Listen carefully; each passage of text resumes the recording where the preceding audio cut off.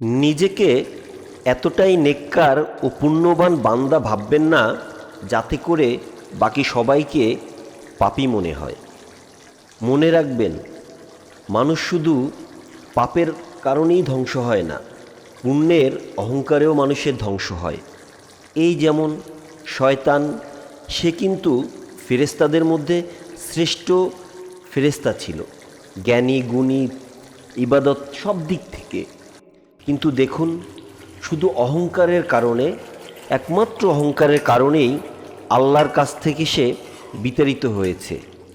তাই মানুষকে ভালোবাসুন, নিজের আমল নিজে করুন।